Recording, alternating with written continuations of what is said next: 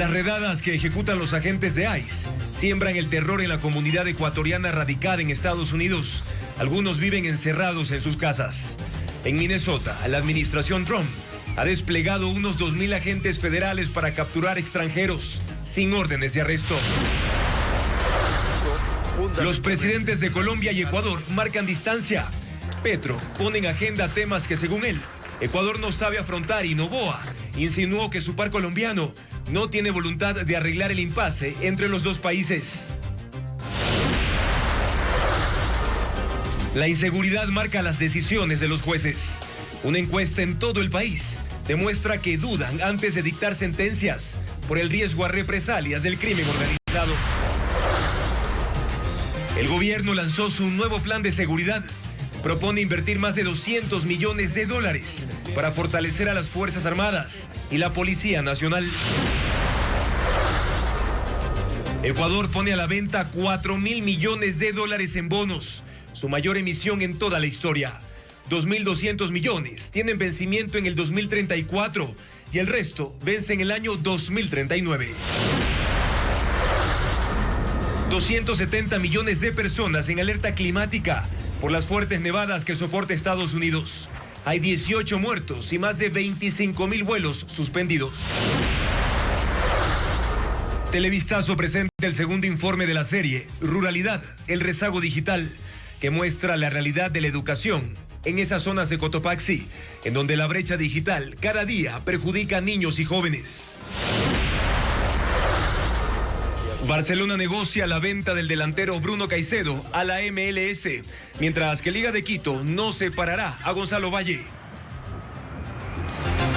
Lunes 26 de enero, amigos, muy buenas noches, bienvenidos a una nueva semana de noticias aquí en Televistazo Estelar. Comenzamos este espacio informativo dándole seguimiento a la situación de los migrantes ecuatorianos en los Estados Unidos tras los operativos de ICE para su detención y posterior deportación. Estamos en vivo también por ecuavisa.com y Ecuavisa Play. Gracias por su sintonía.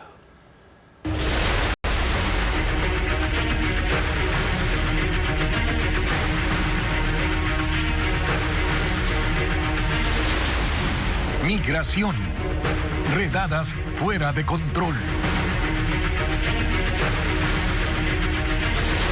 Desde el pasado 20 de enero, al menos 7 ecuatorianos han sido capturados por agentes de ICE en Estados Unidos.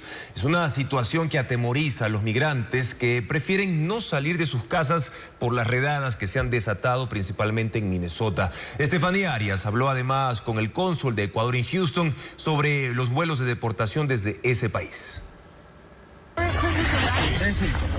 Miedo es la primera palabra que utilizan los ecuatorianos para describir su situación en Estados Unidos. Prefieren no salir de casa, faltar a sus trabajos o no enviar a sus hijos a clases.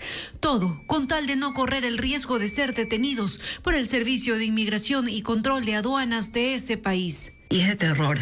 La verdad, es de terror lo que pasa en este momento acá en Minnesota. Hay mucha violencia. No es que se los llevan, esto pasó, se los llevan violentos, o sea, con golpes, con empujones, incluso siendo gente que son documentadas, gente que son ciudadanos americanos, se los llevan. Y después cuando se dan cuenta que, sí, son ciudadanos norteamericanos, los sueltan a los 2, 3, 4 días sin avisar a las familias. Uno de los casos más recientes ocurrió en la ciudad de Minneapolis. Una mujer ecuatoriana fue capturada por los agentes federales.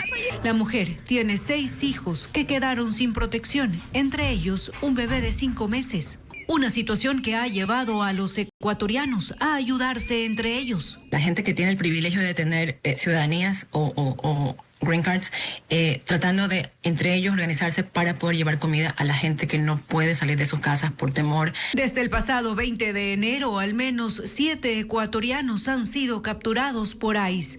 4 de ellos fueron enviados al Centro de Procesamiento de Inmigración en Houston, Texas. El cónsul de Ecuador en ese estado, Luis Espinosa, afirma que mantiene contacto permanente con ICE para conocer la situación de los ecuatorianos. Tuve la posibilidad de hablar con el señor Conejo en persona de manera telefónica. Él está detenido aquí en un centro a 4 horas más o menos de Houston, y logré hablar con él y le puse a disposición los servicios del consulado, y él haciendo uso del derecho que tiene, evidentemente, dijo que no deseaba intervención del consulado. Tenemos constancia de que la niña Chloe, fue retornada desde Texas, donde en efecto en un momento se suponía que estaba, fue retornada con su madre. Agrega que Minneapolis es una de las ciudades de Estados Unidos con más ecuatorianos. Sin embargo, no puede precisar una cifra porque no todos se llegan a registrar en los consulados. Explica, eso sí, que a la semana el consulado coordina 2 vuelos de deportación que se realizan desde Houston a Guayaquil. No son más de 80 por vuelo, 100 por vuelo, ha bajado el número.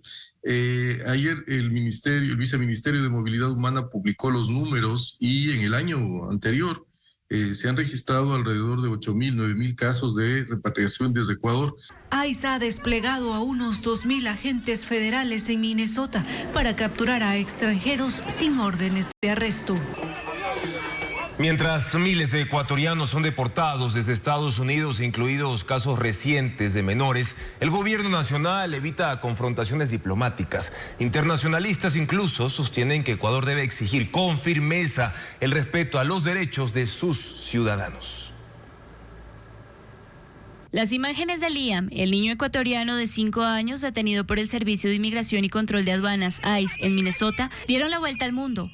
No solo por su edad, sino porque expusieron con crudeza la realidad de los migrantes ecuatorianos en Estados Unidos, un punto crítico por el cual se mantiene una comunicación permanente. Hemos trabajado incansablemente por ellos y se han dado estos casos de ecuatorianos en situación de vulnerabilidad que llaman mucho la atención y estamos en contacto permanente con nuestros cónsules, con las autoridades locales en Estados Unidos. De acuerdo a la canciller Gabriela Sommerfeld, los acercamientos con la familia de Liam se han dado, pero la respuesta ha sido que el Ecuador no intervenga. Porque lo que da prioridad el padre es su trámite de asilo y está con un abogado. El abogado nos ha pedido que no intervengamos, la familia nos ha cancelado las reuniones. La respuesta oficial, sin embargo, sigue siendo la cautela. Para el ex embajador de Ecuador en Londres, Mauricio Gándara, al país le hace falta firmeza para defender a los ecuatorianos en el exterior. Ellos pueden disponer de su territorio, pero lo que no pueden es infringir las normas de la humanidad. El ex canciller Luis Gallegos asegura que el Ecuador debería valerse de las buenas relaciones con Washington como una herramienta de presión diplomática y no como un freno para exigir respeto a los derechos humanos. El establecer cuáles son las bases de ese trato y que los ecuatorianos sean distinguidos por las autoridades del sistema de policía migratoria para que sean respetados. Las cifras refuerzan la dimensión del problema. En 2025 hubo más de 9.000 ecuatorianos deportados desde los Estados Unidos. Según datos de la Cancillería, desde enero de 2024 a diciembre de 2025 atendieron 41.200 casos de vulnerabilidad en el exterior. Y el temor invade a toda la comunidad del estado de Minnesota tras la muerte de 2 ciudadanos a manos de agentes federales durante redadas anti-inmigrantes. Pero el gobierno decide reforzar las controvertidas operaciones. En medio de una avalancha de críticas, Donald Trump ha enviado a la máxima autoridad fronteriza a supervisar personalmente esas acciones, mientras la Casa Blanca apunta a políticos demócratas y parte de la prensa por la obstrucción a las medidas de control. El informe con Pedro Jiménez.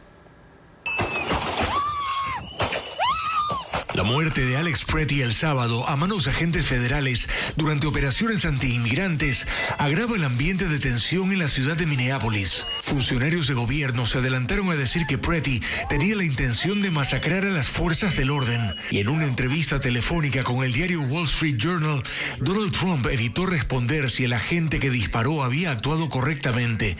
Al ser presionado una vez más, dijo: "Estamos investigando, revisando todo y tomaremos una decisión". La vocera de la Casa Blanca, Caroline Leavitt, advierte: cualquier propietario de armas sabe que cuando porta una y se enfrenta a fuerzas del orden, asume el riesgo de que se use la fuerza en su contra, y lamentablemente eso es lo que ocurrió el sábado. Y señaló al alcalde de Minneapolis, Jacob Frey, y al gobernador de Minnesota, Tim Walz, de difundir mentiras sobre los agentes federales que, dijo, persiguen a los peores inmigrantes ilegales, asesinos, violadores, pedófilos, traficantes. Y agregó: sin embargo, nunca vimos su indignación ni de sus aliados en los medios liberales por los horribles crímenes cometidos contra ciudadanos estadounidenses. La administración Trump ha enfrentado una ola de críticas por figuras políticas del Partido Demócrata, repudiando la violencia en las redadas, entre ellos el expresidente Bill Clinton, el expresidente Barack Obama y su esposa Michelle, así como la ex vicepresidenta Kamala Harris. Donald Trump ha decidido enviar a la máxima autoridad en asuntos fronterizos, Tom Homan, a supervisar personalmente las operaciones antiinmigrantes en Minneapolis. Pero las autoridades locales insisten en que el caos ha sido desatado por la presencia de ICE y que deben irse de la ciudad.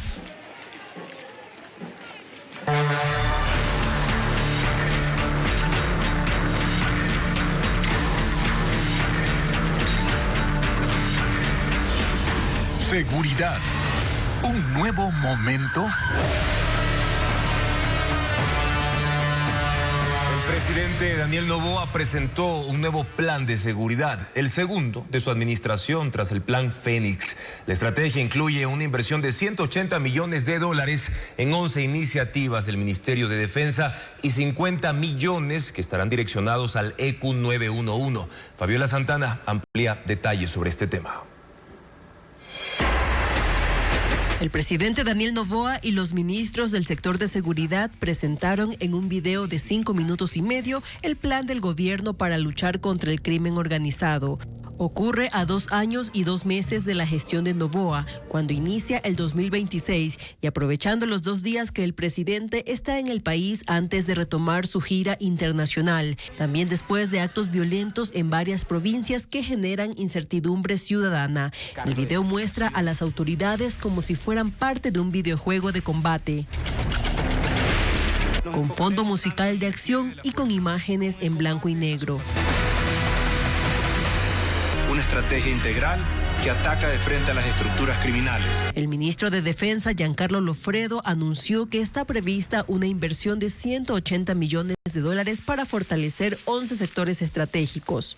Entre los que destacan la compra de 7 helicópteros bimotor, la adquisición de un buque logístico multipropósito, escáneres y drones para llevar a cabo operaciones de control de frontera. Y anuncia la compra de un sistema de radar 3D. Esta cartera de Estado fue criticada por no recibir el que compró por $24 millones a una empresa española para reemplazar al radar que explotó en Montecristi en 2021. Por su parte, el ministro del Interior, John Reinberg, anunció que el plan incorpora tecnologías sin precedentes. Incorporamos sistemas de última generación como IBIS y AFIS, que permiten identificar armas, municiones e identidades con precisión científica. Sin embargo, los sistemas IBIS y AFIS ya existían en el laboratorio de criminalística, pero hace más de 2 años estaban desactivados por no pagar la licencia para renovar su uso. Reinberg anunció otro monto de inversión, $50 millones para el EQ 911, y dijo que el sistema penitenciario se proyecta como uno de los mejores de la región, aunque hay hacinamiento en las cárceles, presos muriendo de desnutrición y tuberculosis. Este es el segundo plan de seguridad que lanza el gobierno. El primero fue el Plan Fénix, anunciado en diciembre de 2023. Con este se creó el bloque de seguridad, permitió la captura de capos del narcotráfico y por primera vez se dieron extradiciones a Estados Unidos. Sin embargo, el 2025 terminó con 9.200 homicidios, convirtiéndose en el año más violento. Las rutas narco están bajo la mira de Ecuador y Estados Unidos. Las máximas autoridades de ambos países se reunieron ayer en Quito para ratificar su lucha contra esa actividad criminal. Sin embargo, los funcionarios no han dado mayores detalles de ese encuentro, como lo explica Merlin Ochoa.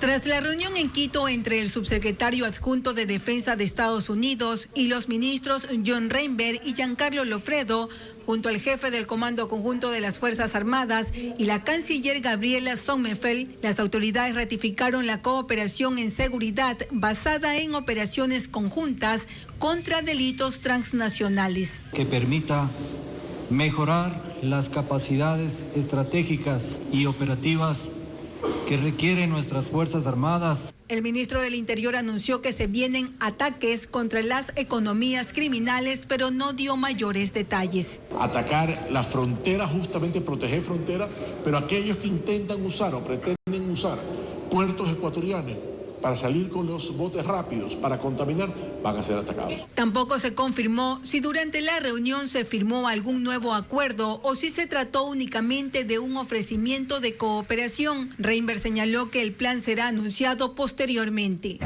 El contexto de esta cooperación se explica con un entramado de al menos 3 rutas claves del narcotráfico, que explica por qué Ecuador y Estados Unidos concentran hoy sus operaciones en puertos, Golfo y Océano Pacífico. La primera modalidad es la salida de cocaína desde las terminales portuarias del sur de Guayaquil, Pozorja y Machala, a través de contenedores contaminados cargados antes de ingresar o infiltrados dentro de las terminales. La segunda modalidad se da en el Golfo de Guayaquil, donde las lanchas rápidas contaminan buques mercantes en plena navegación, aprovechando que el Golfo conecta las terminales de Guayas con Machala, antes de que las embarcaciones salgan al Pacífico. La tercera ruta opera mediante lanchas rápidas y embarcaciones pesqueras utilizadas como fachada que parten desde Esmeraldas, Manabí y Santa Elena. Realizan transbordos en alta mar y envían la droga hacia Centroamérica, México y Estados Unidos. Ecuador y Estados Unidos sostienen algunos acuerdos de seguridad vigentes, reforzados desde el 2023 y ratificados en 2024 y 2025, que permiten interdicción aérea y marítima, intercambio de inteligencia y operaciones conjuntas. Un estudio sobre la desprotección en la que trabajan los jueces y funcionarios judiciales revela que el temor a represalias afecta las decisiones de los magistrados y que el 91% tiene preocupación constante por su seguridad. Jacqueline Rodas con más cifras, con más datos de esta encuesta realizada a escala nacional por el Observatorio de Derechos y Justicia.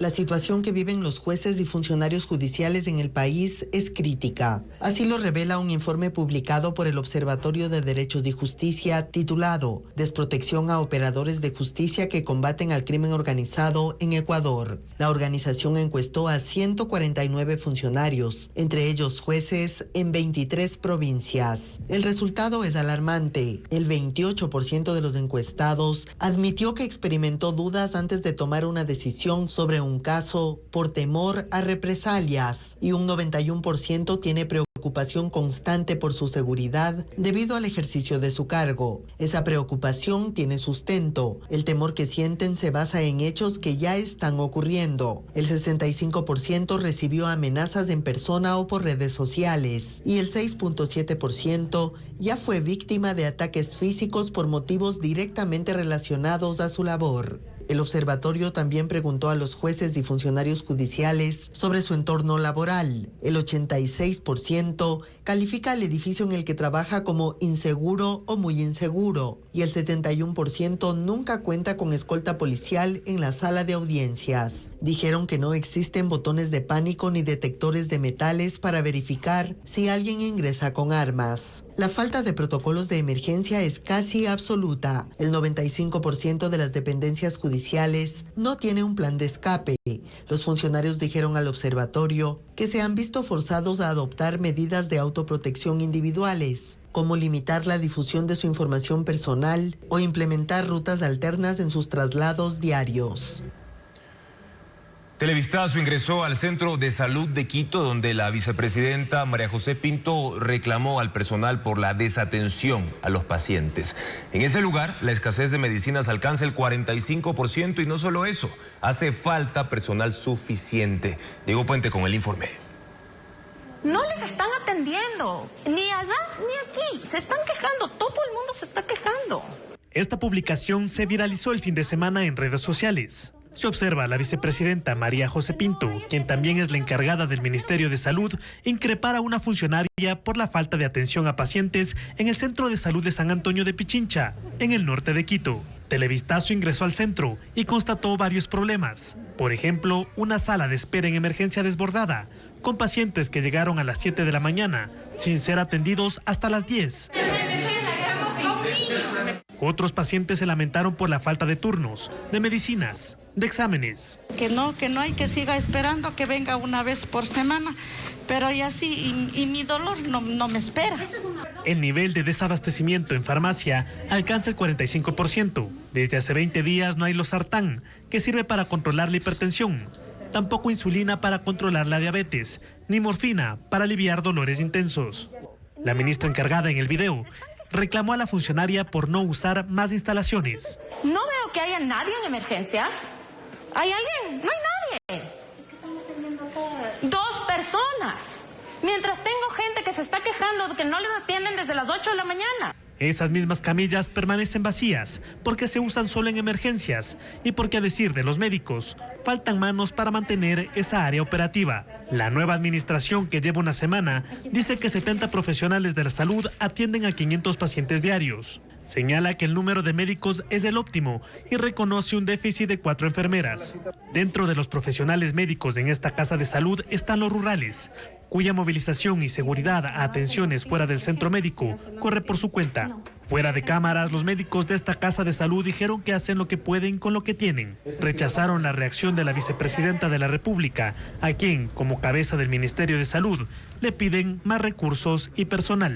Continuamos con más información. Una gasolinera en Daule, en Guayas, fue clausurada de forma parcial porque sus despachadores colocaron gasolina mezclada con agua a varios vehículos. Diego Cuenca describe qué pasó con los afectados. Hasta la mañana de ese lunes, estas personas no se conocían, pero ahora reclaman juntos y exigen reparación. Todos ellos aseguran que llegaron temprano a esta estación de combustible, ubicada en La Aurora, una parroquia del cantón Daule, muy cercana a Guayaquil. Me quedé botado, el carro ya no me prendió más, me hizo caballito y se apagó. Fueron al menos 12 perjudicados. Cada uno de ellos tuvo que remolcar su carro y llevarlo a su mecánico. Después de una revisión, aseguran que lo que ocurrió fue que la gasolina que compraron estaba mezclada con agua. Desalojando el combustible que está en el tanque de gasolina, como pueden ver, y esto es lo que cae, agua mezclada con gasolina. Técnicos de la Agencia de Regulación y Control de Hidrocarburos llegaron al sitio para atender las denuncias y verificar si los tanques de almacenamiento de combustible tenían agua. Efectivamente hay presencia del nivel del agua, el cual ha afectado a las personas que se ven afectadas ante esta situación. Los representantes de la gasolinera evitaron pronunciarse, pero por disposición de la Autoridad de Hidrocarburos tendrán que responder por los daños de cada vehículo. El gasto ahorita, me dijo el mecánico, que con tiempo y todos los muertos y heridos, como dicen por ahí, son de unos $500. Las tuberías y tanques que almacenan la gasolina de esa estación fueron clausuradas temporalmente. Les vamos a contar que el presidente de la Judicatura, Mario Godoy, enfrenta más pedidos para que la Asamblea lo destituya en medio de una crisis que empeora tras graves denuncias presentadas en contra de sus directores más cercanos. Hoy la entidad informó que ha pedido a la Contraloría que investigue el contrato por el que 2 funcionarios habrían pedido sobornos. Veamos. Esta semana se presentarán las pruebas en la Asamblea para el juicio político en contra del presidente del Consejo de la Judicatura, Mario Godoy. Un grupo de 65 ciudadanos de varias tendencias políticas, incluidos los representantes de los colegios de abogados de 5 provincias, de organizaciones de derechos humanos, ex jueces de la Corte Constitucional y exministros, enviaron esta carta a los 151 asambleístas. Expresan su profundo malestar e indignación por los acontecimientos recientes que demuestran la injerencia del narcotráfico y del crimen organizado en la función judicial, y en particular la conducta reprochable y aquiescente del señor Mario Fabricio Godoy Naranjo con tal intromisión, lo que demuestra una falta irremisible a su obligación como presidente del Consejo de la Judicatura de garantizar la honradez y rectitud de la administración de justicia. Recuerdan que Godoy llegó al puesto de forma irregular y piden su censura y destitución. Entregarle en las manos al señor presidente de la Asamblea, Nils Olsen. Esperemos que desde su voz pueda también tener injerencia dentro de la bancada de ANDN, que sigue dando largas. La carta fue enviada antes de conocerse los últimos casos de directores nombrados durante la administración de Mario Godoy, que están envueltos en graves denuncias. La noche del viernes, el Pleno de la Judicatura aceptó la renuncia del director jurídico Roger Tumali, 2 meses después de la denuncia de presunto abuso sexual presentada por una funcionaria de la entidad. Y un día antes removieron al director administrativo Alex Gallo y al subdirector Miguel Caicedo, a quienes un proveedor acusó de pedirle el 14% de un contrato de $232,000 para mantenimiento vehicular. Hoy la Judicatura informó que pidió a la Contraloría que examine ese proceso. El pasado miércoles 21 de enero en este noticiero se emitió un reportaje sobre el avance de la narcocultura en Ecuador. Debido a un error en la graficación del contenido, se utilizó el perfil de Instagram de la ciudadana argentina Micaela Morales, tratándose de un homónimo sin relación alguna con la temática abordada. Reconocemos este error de procedimiento periodístico y lamentamos haber utilizado material gráfico y redes sociales correspondientes a una persona ajena a los hechos analizados en dicho reportaje. Por esta razón, ofrecemos las disculpas correspondientes a la ciudadana argentina Micaela Morales y a nuestra audiencia, reconociendo éticamente así que ante todo prevalecen los derechos de las personas y el de la colectividad cuando existen deficiencias en la información. Seguimos informando. Este lunes, unas 2.500 personas de Gualaceo, Chordelec y Sixic se movilizaron para exigir el fin de la extracción minera en la parte alta del cantón, una zona clave para el nacimiento del río Santa Bárbara y el abastecimiento, además de aguas, en varias comunidades. Mientras la gobernación de Azuay y las Fuerzas Armadas tenían previsto presentar este lunes un balance de los operativos contra la minería en Sixic, unas 2.500 personas salieron a las calles para exigir el fin de la extracción minera ilegal en la provincia de Azuay. La movilización partió desde el sector La Playa y recorrió 1,5 kilómetros hasta el Parque Central de Sixic. Fue una marcha en la que también participaron habitantes de los cantones Gualaceo y Chordelec para rechazar la minería en los sectores de Infiernillo, Aillón, Gallos, Culebrillas, en la zona alta de Sixic, donde nacen las vertientes del río Santa Bárbara. Las comunidades denunciaron que desde el 2016, ese afluente presenta contaminación asociada al uso de químicos y a la destrucción de sus riberas, provocada por detonaciones con dinamita y el ingreso de maquinaria. Dirigentes de las juntas de agua y riego entregaron al gobernador un pliego de peticiones en el que exigen presencia militar permanente en la zona y no operativos temporales. A lo mejor la declaratoria de una área de seguridad o una zona de seguridad que permita un control permanente del Estado. En la movilización, el alcalde de Sixic aseguró que ha recibido amenazas de muerte. Y nosotros vamos a seguir en esta lucha constante, pese a que hemos tenido amenazas de muerte, pese a que hemos tenido demandas legales, producto de esta lucha contra la minería. Según las Fuerzas Armadas, desde mediados de diciembre de 2025, se han desplegado 1.000 uniformados en Sixic para frenar la minería. Las intervenciones abarcan 16 kilómetros lineales a lo largo del río Santa Bárbara y de acuerdo a su reporte se han destruido 40 campamentos. Y creemos que hemos afectado en un monto importante a quienes ejercen estas actividades en aproximadamente $2 millones. Al concluir la marcha, el gobernador aseguró que los efectivos se mantendrán en la zona el tiempo que sea necesario. Hace pocos minutos el gobierno nacional anunció que Ecuador vuelve a los mercados internacionales con la recompra de bonos como parte de una operación para aliviar y reordenar su deuda externa. Según el Ministerio de Economía y Finanzas, el país colocó $4.000 millones en bonos con vencimientos en los años 2034 y 2039. Lo hizo con una demanda histórica. Los inversionistas ofrecieron casi 18.000 millones, más de 4 veces de lo que Ecuador estaba buscando con esta operación. En paralelo, el país considera realizar una recompra de los eurobonos en circulación con vencimiento en los años 2030 y 2035. Les contamos también que la economía ecuatoriana crecería menos este año. Así lo sostiene en su más reciente informe el Banco Mundial, que prevé un crecimiento de tan solo 2% en 2026 frente al 3.2% del año pasado. Expertos señalan que sostener la recuperación dependerá de la inversión y mejoras también en la productividad. María Gabriela Carpio con las perspectivas económicas.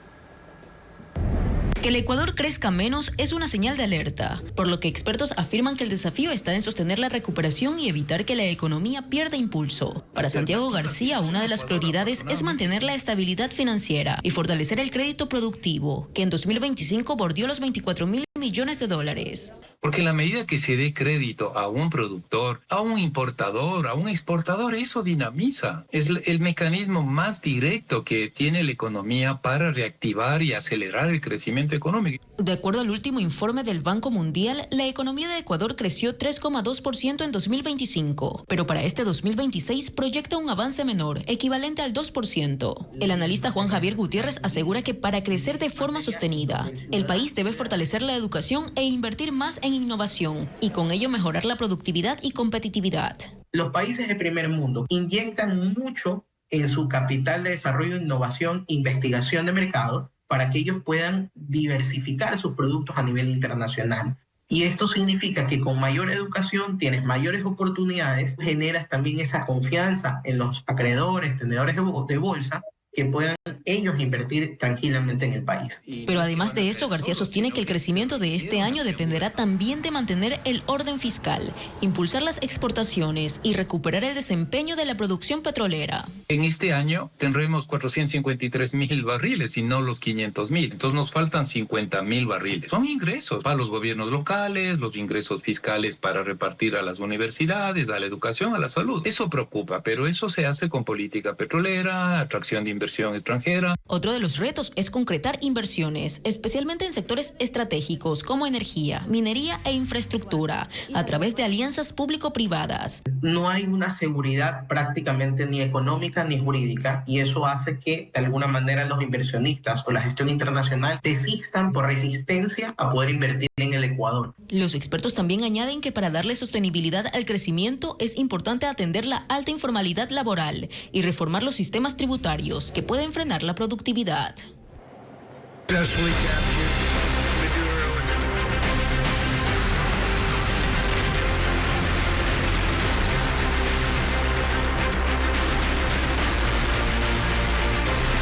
Mundo llega gracias a Kia, movement that inspires. El gobierno italiano declaró estado de emergencia en la isla de Sicilia por los deslizamientos de tierra. El paso del ciclón Harry la semana pasada debilitó el terreno, dejando a una comunidad al borde de un precipicio. Hasta el momento hay más de 1.000 personas evacuadas. Edificios y casas quedaron al filo de un acantilado de 25 metros de altura en la localidad de Nicemi, en la isla italiana de Sicilia. Imágenes aéreas muestran tuberías, vehículos y tramos de la vía que ya han caído al vacío por el desprendimiento del terreno. Más de 1.000 personas ya han sido evacuadas. La policía y los bomberos patrullan la zona para ayudar a los residentes a rescatar algunas de las pertenencias lo más rápido posible. Pero el riesgo es en toda la localidad. El pueblo de 30.000 habitantes está en alerta máxima por los deslaves y socavones. Hay carreteras clausuradas, escuelas cerradas, granjas desalojadas y el acceso está restringido. La emergencia se desató tras el impacto del ciclón Harry en Sicilia la semana pasada, que golpeó con fuerza la isla con intensos aguaceros, fuertes vientos y marejadas ciclónicas que debilitaron el terreno. Israel recuperó el cuerpo del último rehén secuestrado en Gaza. Se trata de un policía de 24 años que murió combatiendo contra militantes de Hamas el 7 de octubre de 2023. Tras la repatriación de los restos, el gobierno israelí reabrirá el punto fronterizo de Rafah y se impulsará a la segunda fase del acuerdo de paz. Los soldados israelíes rindieron honores al sargento mayor Ran Givili, el último rehén que quedaba en la franja de Gaza. Givili, de 24 años, murió durante el ataque del grupo terrorista Hamas el 7 de octubre de 2023, pero su cuerpo fue llevado al territorio palestino como parte de los secuestrados. Una operación especial lo halló el domingo en un terreno de la ciudad de Gaza. Los restos fueron repatriados este lunes. Sus familiares dicen que es el fin de una pesadilla. Aquí cerramos un ciclo. Rani ha regresado a casa como un verdadero héroe de Israel y estamos muy orgullosos de él, dijo su madre. El primer ministro israelí Benjamín Netanyahu celebró el regreso de todos los rehenes, vivos o muertos. Agradezco a todo el pueblo de Israel sus oraciones y su apoyo. Cumplimos esta misión como prometí y también completaremos las demás tareas que nos hemos propuesto. Israel reabrirá el paso de Rafah, el principal punto de acceso entre Egipto y Gaza. También se iniciará la segunda fase y una de las más complejas del acuerdo de paz, el desarme del grupo terrorista Hamas. El régimen venezolano reactivó la liberación de presos políticos con 110 nuevas excarcelaciones. Los prisioneros salieron de los centros penitenciarios de Tocuyito, Tocorón, entre otros, tras ser acusados de terrorismo y traición a la patria. El Foro Penal Venezolano, la principal ONG que trabaja por la liberación de los disidentes de la dictadura, dice que aún quedan más de 600 detenidos. El escalador estadounidense Alex Honnold completó una nueva hazaña al escalar sin cuerdas ni sistemas de protección el rascacielos Taipei 101, uno de los edificios más altos del mundo. Ante la mirada de decenas de curiosos y fanáticos, el deportista ascendió por la estructura de 508 metros.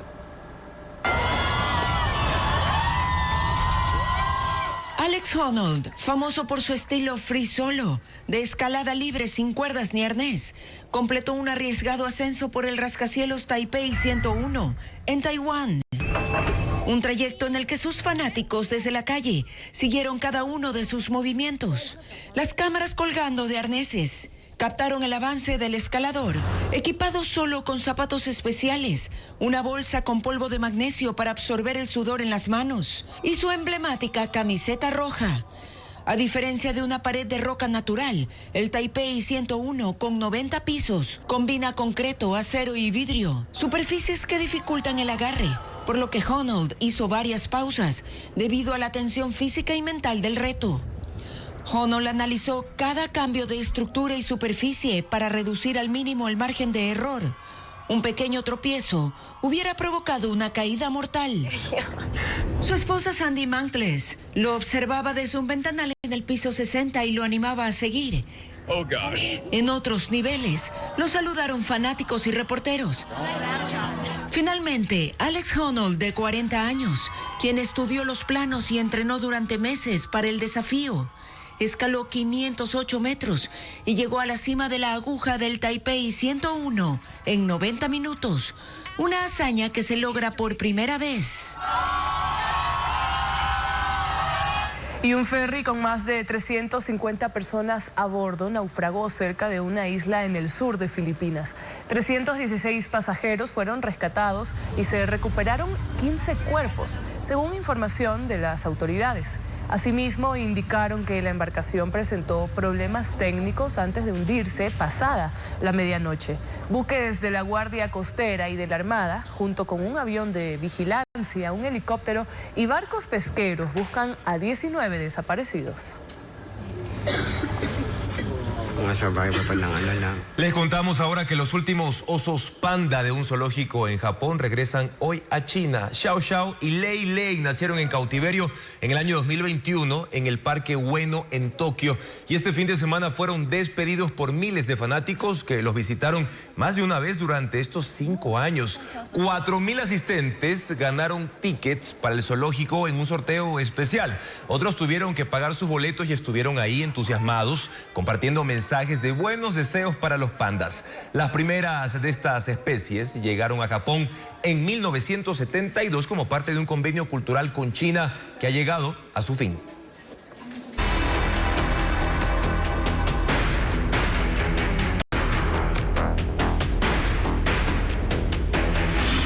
Ruralidad, el rezago digital.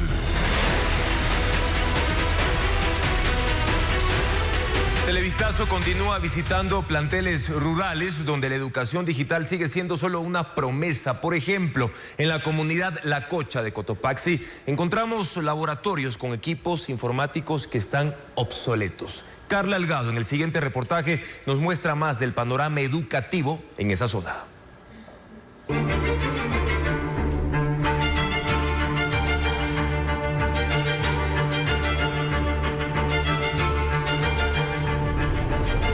Luego de 3 horas de viaje llegamos a la comunidad Lacoche en la provincia de Cotopaxi.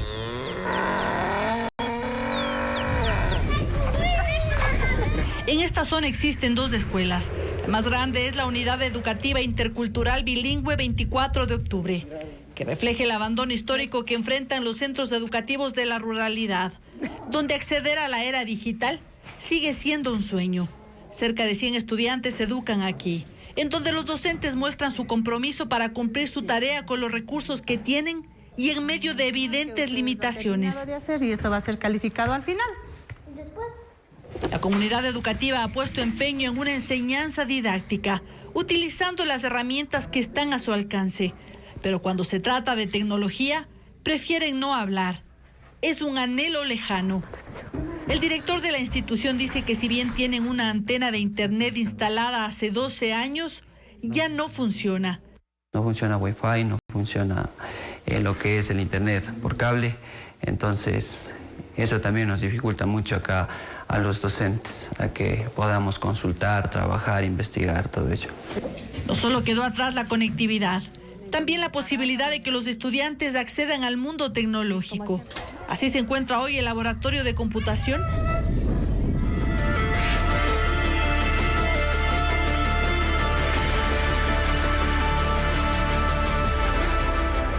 aunque más parece un cementerio de equipos, un conjunto de máquinas obsoletas, ninguna en funcionamiento. El director explica que estos equipos llegaron cuando en una entidad estatal se cambiaron las computadoras. Lo mismo ocurrió con decenas de tablets, que también llegaron como donación, pero hoy ya no funcionan. Es decir, esta escuela nunca contó con computadoras nuevas. Como bien sabemos, pues en esta época lo que prima es la informática. Entonces, me gustaría que los estudiantes de aquí, de la Unidad 24 de octubre, pues aprendan y conozcan, porque hay tal vez vacíos, ¿no? Por lo que no tenemos. En noviembre, con la entonces ministra de Educación, Alegría Crespo, al frente, el gobierno firmó un contrato con Google para la expansión digital en las escuelas públicas. En una etapa inicial, la empresa invirtió $12 millones con el objetivo de beneficiar a 3 millones de estudiantes de todo el país. En ese momento, la ministra anunció que se trabajaría junto a CNT para ampliar el acceso a Internet en el sistema educativo público. Sin embargo, no se establecieron plazos, y frente a realidades como la de esta comunidad resulta complejo imaginar el paso que se debe dar para que la brecha digital se cierre en estas comunidades. Aquí solo algunos estudiantes, los más grandes, cuentan con teléfonos celulares. Aún así, la conectividad es limitada, inestable y en muchos casos inexistente. Una brecha digital que en zonas como esta sigue marcando el presente y, al menos por ahora, condicionando el futuro. Y mañana, en la tercera entrega de este especial, vamos a mostrar escuelas de Chimborazo sin acceso a internet y con retrasos en entrega de textos y también de uniformes. En otros temas, les contamos ahora que en Latacunga, un grupo de estudiantes de la Escuela de Conducción Profesional de la Universidad de las Fuerzas Armadas reclama que luego de varios meses de espera no han podido ni siquiera obtener su licencia profesional. Aunque completaron el curso y pagaron cada uno hasta $1,200 por su formación, siguen sin recibir ese documento. Veamos. ¡Queremos nuestro dinero! ¡Queremos nuestro... Con carpetas en mano y rostros marcados por la frustración, unas 50 personas realizaron un plantón en los exteriores de la Escuela de Conducción Profesional de la Universidad de las Fuerzas Armadas, ESPES, sede Latacunga. Reclaman lo que consideran un derecho postergado, la obtención de su licencia profesional. El curso fue dictado a un total de 68 estudiantes para licencias tipo C, C1, D y E entre noviembre de 2024 y mayo de 2025, con clases virtuales y presenciales. Aunque aseguran haber cumplido con todos los requisitos académicos, la Agencia Nacional de Tránsito no ha emitido los documentos correspondientes. La ANT explicó vía telefónica a Televistazo que la escuela no cumplió con el periodo de clases autorizado. Las prácticas de conducción se realizaron en un tiempo distinto al establecido en el permiso de aprendizaje otorgado. Pese a ello, los estudiantes ya habían cancelado el valor total del curso. Los pagos se realizaron en cuenta cuentas bancarias y oficinas de recaudación de la ESPE. En mi caso costó más de $1,100. Aquí se puede observar en la factura. Con todo y los permisos de aprendizaje llega más o menos a $1,200. La universidad sostiene que la escuela no pudo cumplir los plazos dispuestos por la ANT debido a la falta de estudiantes y que, por esta razón, solicitaron prórrogas. Frente a los reclamos, la ESPE asegura que no devolverá el dinero. Resulta difícil ya para la universidad, siendo una institución pública, tratar, por ejemplo, de devolver el dinero a los estudiantes, porque el dinero, eso tengo que aclarar, no hay ningún tipo de malversación de fondos. Mientras los afectados siguen sin licencia y sin una fecha clara de solución, en la página web de la escuela aún se promocionan los cursos para licencia profesional, con el número de resolución de la ANT 012 del año 2012. La guerra contra el crimen organizado continúa, así lo anunció el comandante del ejército durante la ceremonia en conmemoración del 31º aniversario de la guerra del CENEPA. Paul Romero cubrió el evento y tiene un resumen de su intervención. Pero la guerra no ha terminado. El conflicto continúa hoy. Lo dijo este lunes el comandante del ejército John Minio durante la ceremonia de conmemoración de los 31 años de la guerra del Alto Cenepa. Hasta los escenarios complejos que hoy... En la brigada de Selva 21 Cóndor en Morona, Santiago. El evento coincidió con el anuncio del gobierno de endurecer la estrategia de seguridad y la implementación de un plan de inversión superior a los $200 millones para una nueva fase del conflicto armado interno declarado hace más de 2 años contra el narcotráfico, minería ilegal, entre otros delitos. Guerra que, a diferencia de la de 1995 contra Perú, tiene un enemigo invisible, asimétrico, que ataca desde la sombra y con cantidad de recursos económicos, precisó Minio. Tiene gran capacidad combativa, ya que por medio está el dinero sucio que le motiva a delinquir, a extorsionar, a traficar, y está influenciado por estructuras internacionales de carteles y narcotraficantes. El comandante del ejército hizo un llamado a la unidad nacional, como hace 31 años, para vencer la batalla a las organizaciones criminales. A las fuerzas políticas de este país, a los grandes y pequeños empresarios, a las organizaciones no gubernamentales, a dejar de lado las diferencias ideológicas. A la ceremonia militar en Morona, Santiago, asistieron algunos héroes del CENEPA y militares en servicio pasivo que cumplieron misiones relevantes durante el conflicto, como el general Paco Moncayo, comandante de operaciones durante la guerra. Las Fuerzas Armadas del país no han perdido la memoria del sacrificio que realizaron esos soldados, esos oficiales. También asistieron familiares de los 33 soldados que murieron en el campo de batalla, quienes recibieron un reconocimiento de la cúpula militar y del Ministerio de Defensa.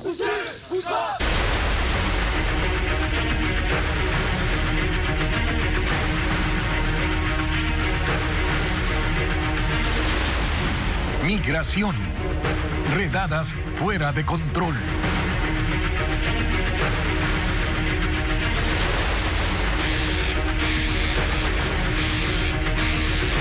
Seguimos informando sobre este tema, pero antes, amigos, les recordamos que estamos en vivo también por nuestra app Ecuavisa Play. Nos pueden ver desde cualquier dispositivo móvil. Las redadas migratorias en Estados Unidos ya generan efectos directos sobre familias ecuatorianas. En Minnesota, el arresto de un padre y su hijo, pese a tener un pedido de asilo en trámite, encendió las alertas de organizaciones sociales. A la par crece la preocupación por la detención también de migrantes, incluso siendo menores de edad. Estefanía Arias explica cuál es la situación migratoria de estas personas ante los controles de ICE.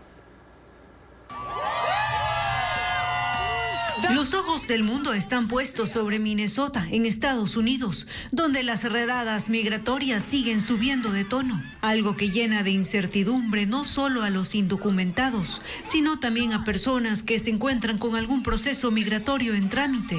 Es el caso de Adrián Conejo y su hijo Liam. Ellos fueron los primeros ecuatorianos detenidos por ICE el pasado 20 de enero en Minnesota, aun cuando tienen en curso un pedido de asilo.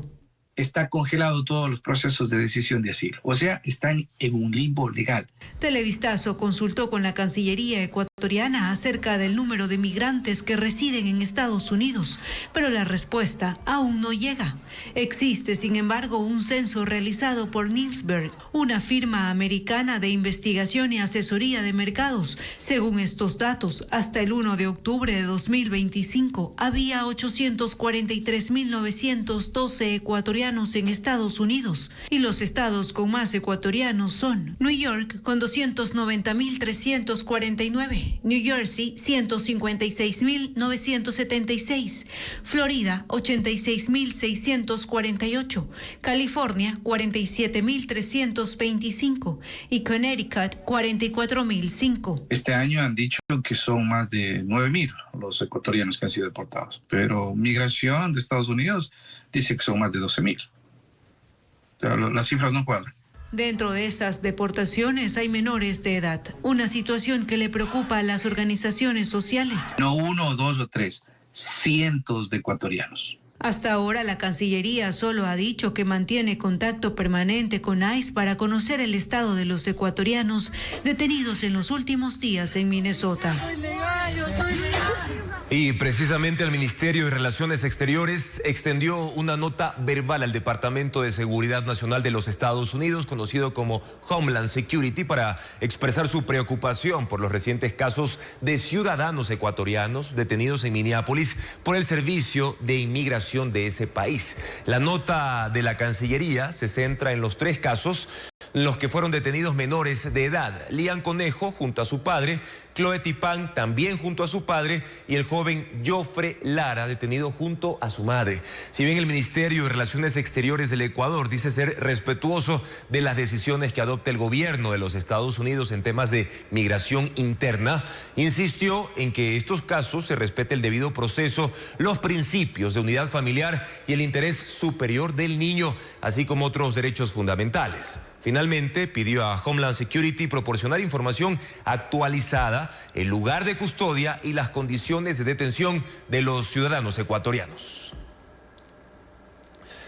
La tormenta extrema de nieve en los Estados Unidos también ha afectado las frecuencias aéreas entre Ecuador y Nueva York. 5 vuelos fueron cancelados en Guayaquil y 2 en Quito, incluyendo partidas y arribos, como lo informa Luis Alfredo Zúñiga.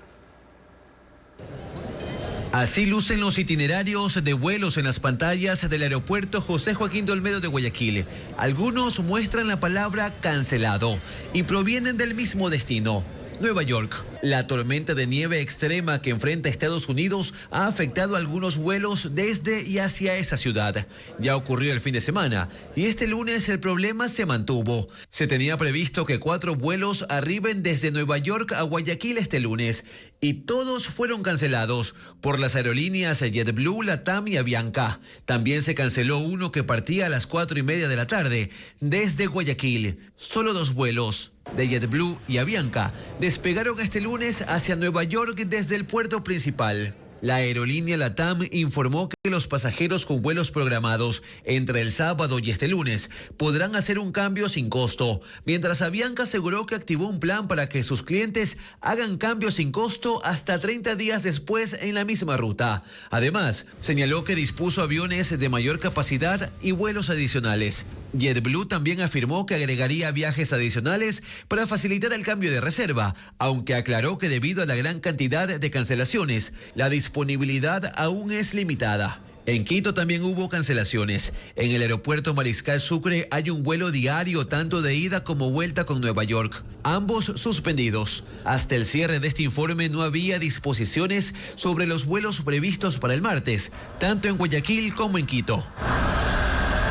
Y la histórica nevada de este fin de semana en Estados Unidos deja ya 18 personas muertas. El temporal de nieve, vientos y lluvias heladas obligó a suspender actividades escolares, así como más de 20.000 vuelos desde el fin de semana. Este fenómeno golpea con fuerza desde Dakota del Norte, en la frontera con Canadá, hasta Texas, en el sur de los Estados Unidos. La tormenta del fin de semana deja imágenes como esta de la ciudad de Nueva York, el río Hudson semicongelado y al fondo la silueta de Manhattan como en una escena post-apocalíptica. Y es que 40 estados han sido afectados. La emergencia fue declarada en 21 de ellos. 270 millones de personas siguen bajo alerta climática, pues en algunas zonas se registraron fuertes ráfagas de aire helado con sensación térmica de hasta 45 grados bajo cero. Una masa de aire frío que llega desde el Ártico le ha dado a esta tormenta características históricas, uno de los peores eventos invernales en décadas, según el Servicio Nacional de Meteorología. Hasta hoy, que es el tercer día de este fenómeno, hay reportes de 18 víctimas mortales según la cadena de noticias ABC. Unas por accidentes, otras por hipotermia. Por lo menos 7 personas murieron congeladas en los estados de Luisiana y Nueva York. Sus cuerpos fueron hallados al aire libre. Y 7 fallecieron por el choque de un avión privado durante la maniobra de despegue en el aeropuerto de Bangor, en Maine. Hay redes eléctricas congeladas que dejan sin energía a más de 800.000 hogares, lo que equivale a más de 3 millones de personas en Tennessee, Luisiana, Mississippi y otros estados. El tráfico por carreteras sigue limitado en algunas áreas en medio del trabajo de maquinaria para despejar los caminos y centenares de volquetas listas para lanzar sal y provocar que la nieve se derrita. Aunque el pronóstico de temperaturas bajo cero se mantiene y hoy se habla de zonas que se van a congelar una vez más. Más de 25.000 vuelos fueron cancelados desde el sábado hasta hoy. Los retrasos llegan a 11.000 y aeropuertos como LaGuardia en Nueva York reabrieron recién anoche, mientras se prevé que el mal tiempo en el norte y en estados de la costa este se mantenga por lo menos hasta el martes.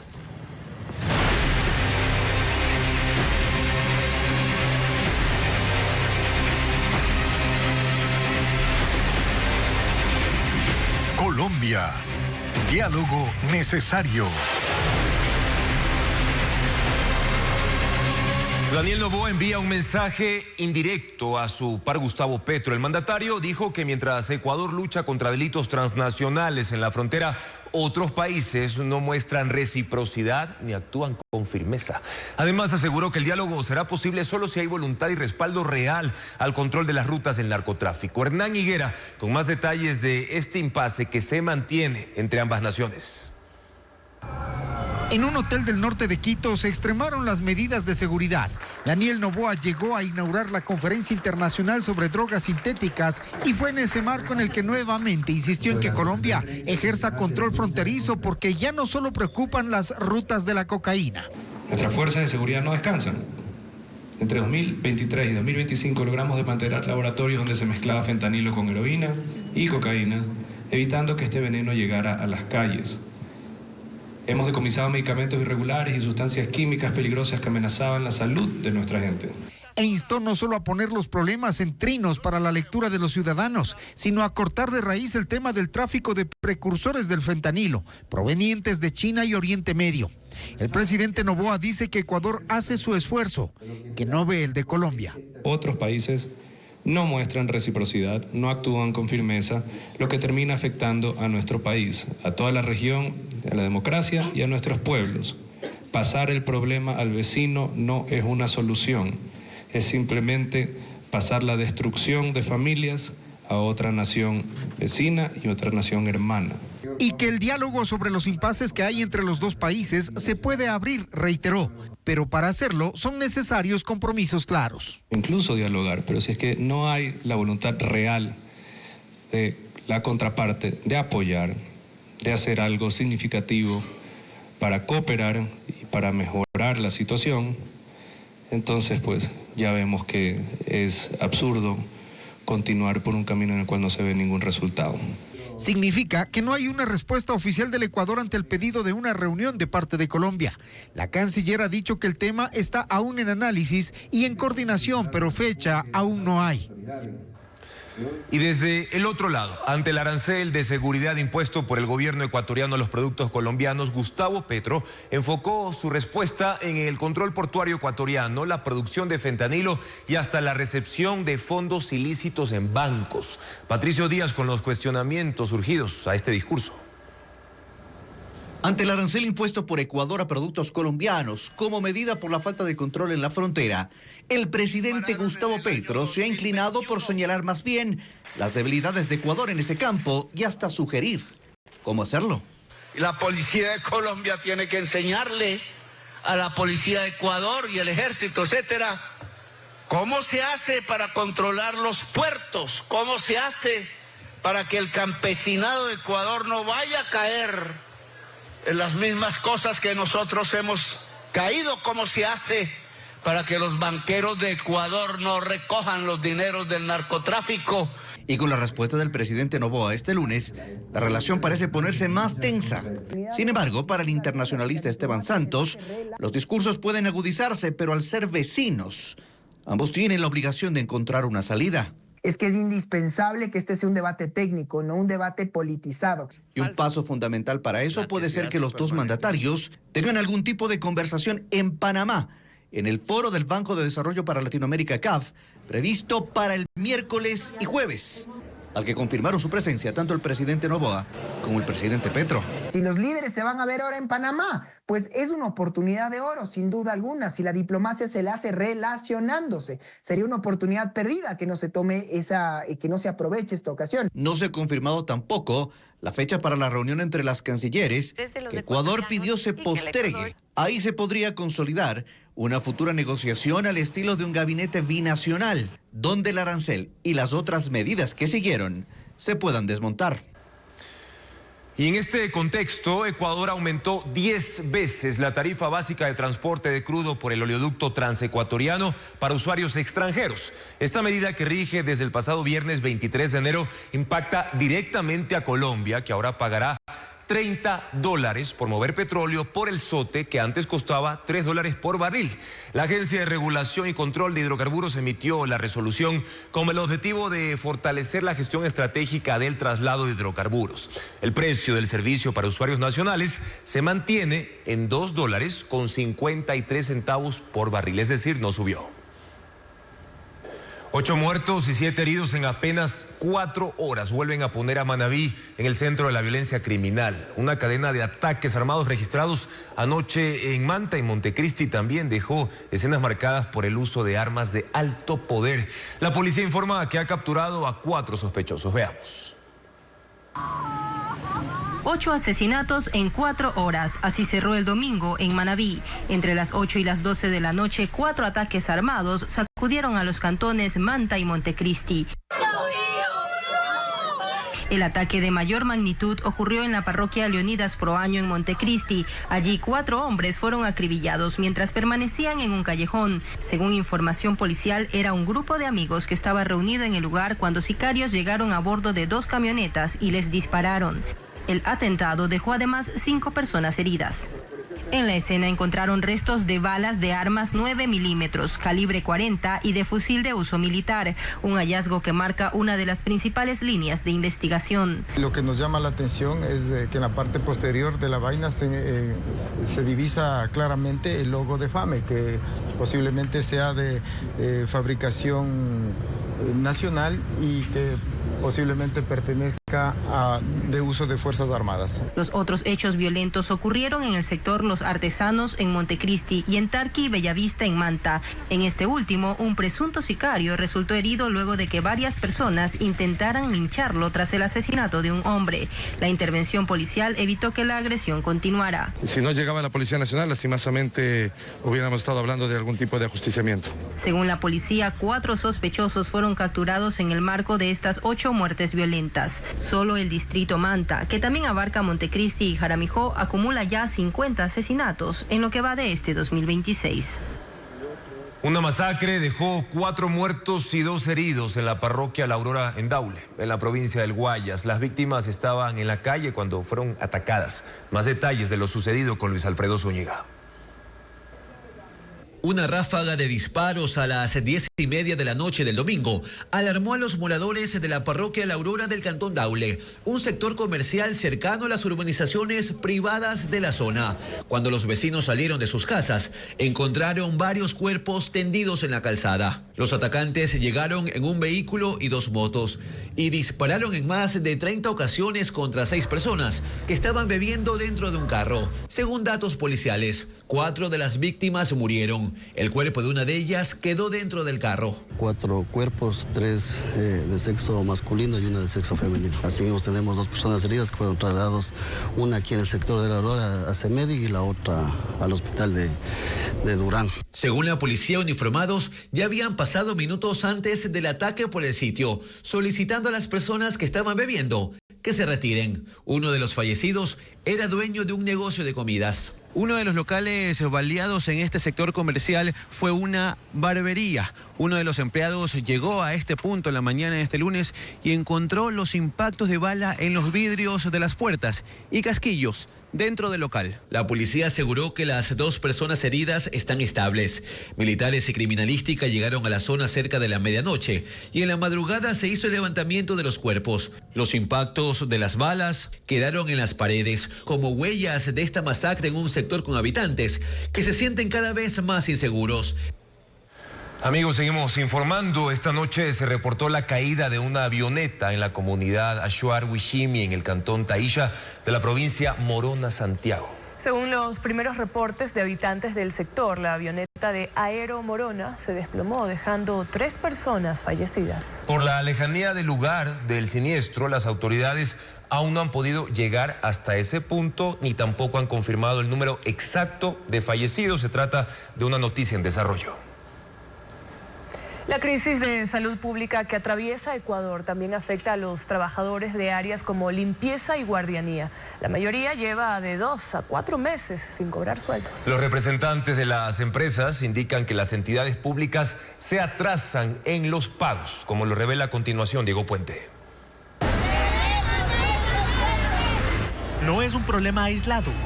Los trabajadores de la limpieza y los guardias de seguridad de varios hospitales del Ministerio de Salud y del Instituto Ecuatoriano de Seguridad Social están impagos. Este lunes, en los exteriores del Hospital Eugenio Espejo en Quito, quienes se encargan de la limpieza reclamaron porque llevan 3 meses esperando sus sueldos. Con pancartas, pitos y consignas, hicieron un plantón en los exteriores del acceso a emergencias. Ante la falta de respuestas de la empresa que los contrata, quieren que las autoridades sanitarias los escuchen. En el grupo, como tenemos como empresa, protestamos esto. Nos bloquearon.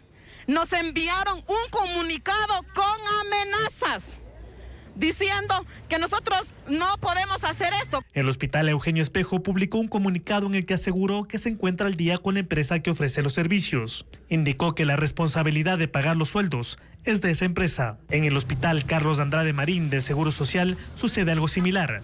Los empleados no cobran desde noviembre. Ahí se creó un chat interno entre los trabajadores y la empresa que no responde ante los pedidos de pago. Y en el Centro de Salud de San Antonio, los 9 trabajadores de limpieza laboran con limitaciones. En mi caso, tengo un hijo que está en la universidad, entonces tenemos que pagar. Nos afecta totalmente.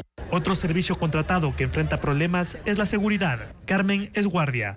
Peregrina cada mañana en busca de información sobre sus sueldos atrasados. Trabajaba en ese mismo centro de salud.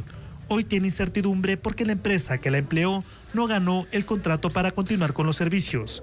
Sí, muy desesperada porque yo necesito, dice, para pagar mis deudas, dar de comer a mis hijos, pero no hay sueldos. Televistazo se comunicó con varios de los representantes de las empresas de seguridad y de limpieza. Dicen que el problema escapa de sus manos, que es el Ministerio de Finanzas el que no desembolsa el dinero y por eso no pueden pagar los sueldos a fin de mes.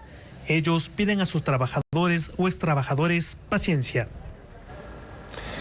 Cambiamos de tema ahora para hablar sobre la serie Chuya Vida, que debuta en nuestra app Ecuavisa Play. Esta comedia grabada en la ciudad de Cuenca es un proyecto innovador que apuesta por el talento ecuatoriano y que se estrenará el próximo 19 de febrero. Ana María Palacios conversó con el productor ejecutivo para conocer más detalles de esta propuesta y que desde ya están todos invitados a verla.